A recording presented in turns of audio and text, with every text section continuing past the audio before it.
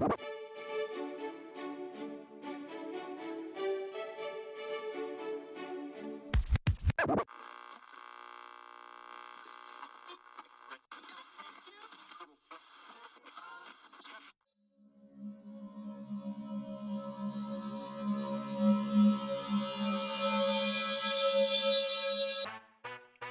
Poli Sci coming at you, Michael Pickering here with another Monday, or rather not another Monday.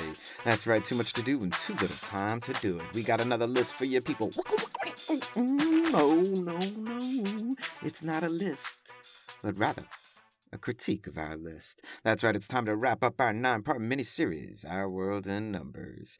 We've gone through 4 development indicators: GDP, GDP per capita, the Gini Index, and the Human Development Index, and given you 8 lists with the top 10s and the lowest 10s on each scale, a total of 80 countries on our 8 list. Yeah, we've been around the world a little bit, but still so much to say. So how are we going to start this all out? Since this really isn't a list, but rather a discussion on our list, a discussion on development around the world, and a conversation about what we can actually say about our world in numbers. Well, let's start with a little analysis and straight up say that if we were wondering if these lists would definitively tell us the most or the least developed countries in the world, well, no way in hell. Every single number 1 for the top 10 list are different, 4 different countries, depending on the development indicator we used. And every single number 1 for the 10 lowest countries are different as well, 4 different countries depending on the development indicator we used again. So anytime you hear someone say the best or the worst, well, don't get snarky with them. Just smile with the realization that you know what's up. And write in, Lo-Fi listeners, is snarky even a word people use anymore? ? Who knows? Plus, now though we've gone over all 8 lists, we all know they're geographically biased, every single one of them.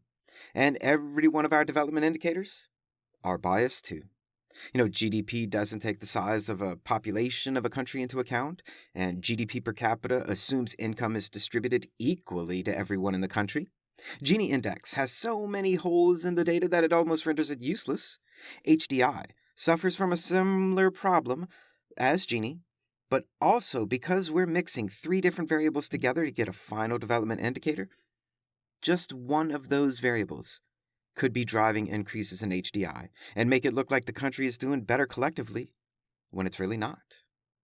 And there's so many more issues. Go back and give a listen to the whole series now that we're done. Have all 9 of them playing together.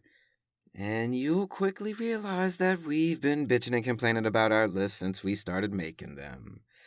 But then, of course, the obvious question comes to your mind. Well, then what's the point of all this? Do these 8 lists really matter? ? What can we truly tell from looking at these lists if they're all so biased?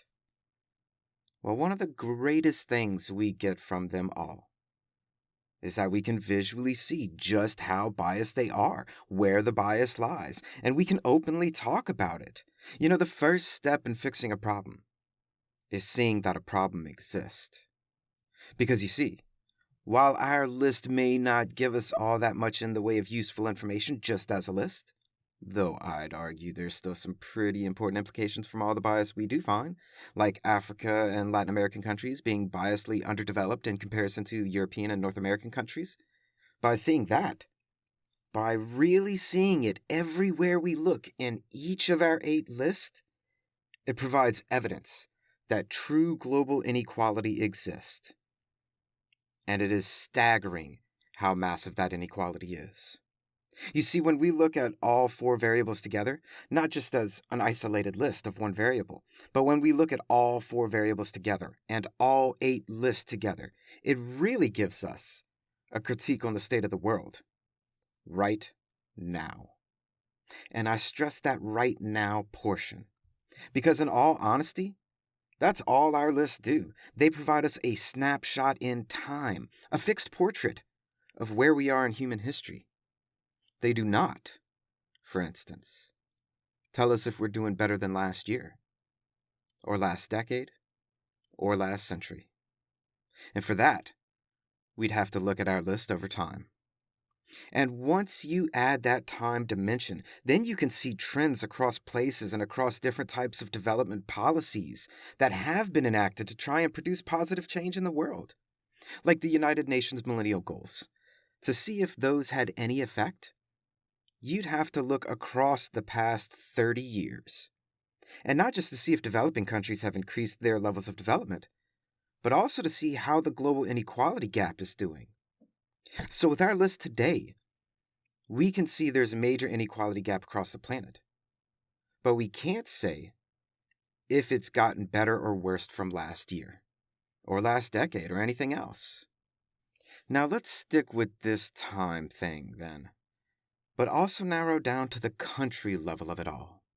Because while our list may be lacking in so many ways, while our variables may be lacking in so many ways, when you apply all 4 variables to just one country, get all their values for that one country for a single year, and then do it for, let's say, 20 years straight, well, then you'll have 20 years of a country's GDP data, 20 years of GDP per capita data, and some in and out years of Gini and HDI data. At that point, you can look at any country and see if that country as a whole is making more money than it was 20 years ago. Are the people making more money? Is income inequality in the country dropping or rising? Is the quality of life as measured by income, education, health, rising or dropping in the past 20 years? And that, my friends, is what you call development trends. You can graphically plot out all of these data points and draw a line and get actual visual representation on just how well a country is improving, or not. And then you can do the same thing for another country, and then compare the trends in development from country to country all over time and all over the planet. And with that, you can tell a whole hell of a lot from using our variables. Our list may not have been perfect. Our variables, always flawed. But now you have the tools to truly look out across the earth and say, yeah, that country right there, how you been doing lately? And that, my friends, is pretty cool. Or at least, Lofi Poli Sci cool, or the equivalent of, you know what I mean. But keep this in mind, Lo-Fi listeners. Even though our world in numbers is incredibly important to knowing what's going on in the world today, the people in the world aren't all numbers and graphs. They're people.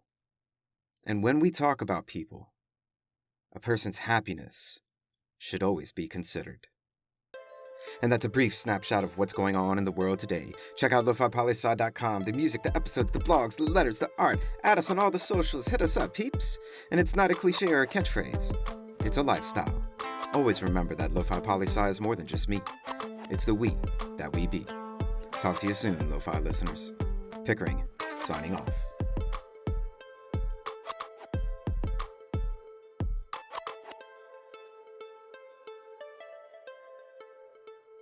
A little behind the scenes for all you listeners that stuck around. Thank you for all the happy thoughts you've been sending. Today, you're my happy thought 330.